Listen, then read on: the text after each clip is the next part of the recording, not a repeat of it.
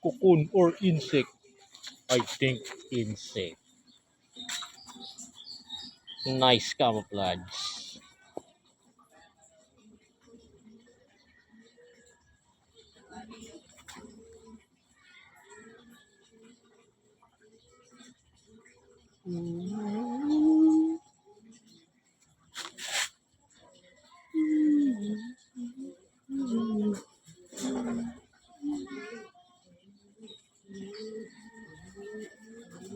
Hibernating.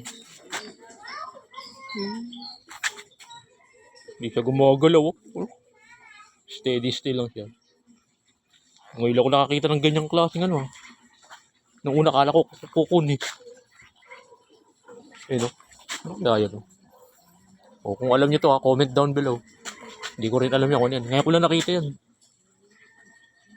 O galawin natin ha. O, hindi gumagalaw. O ayaw, gumagalaw. May pa siya eh o. O. Ayun. Insekto nga to. Kala ko na to yung dahon lang eh. So yung ganyang kulay, ginagamit niya para ano, magtago sa mga predator. Parang camouflaging niya to. Pag dumikit siya sa mga dahon, akala mo dahon lang natuyo. Pero totoo, kulisap talaga yan. Ayun. Ito nakadikit sa damit eh. Hindi siya gumagalaw, no? Siguro hindi siya talaga tingin ko ano to, nocturnal. Hindi active sa araw. Sa gabi lang to siguro active. Hindi siya gumagalaw yun. Yan, lapit natin. Oo, yan.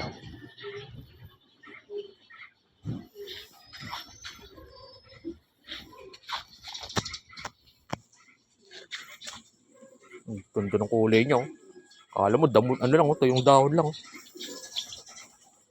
Kaya pag dumikit siya doon sa dahon na tuyo, hindi mo siya mapapansin. Hindi siya mapapansin ng mga ibon. Nakakatakas yan.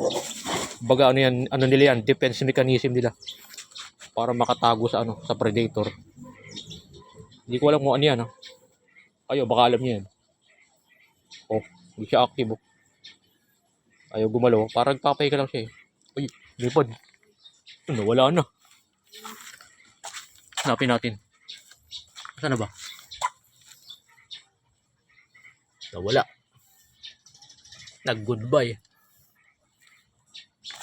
Wala talaga. Hindi ko talaga makita. Nawala na. Nandito.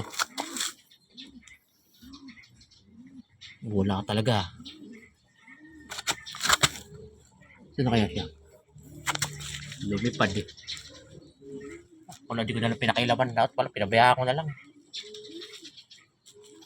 Nawala.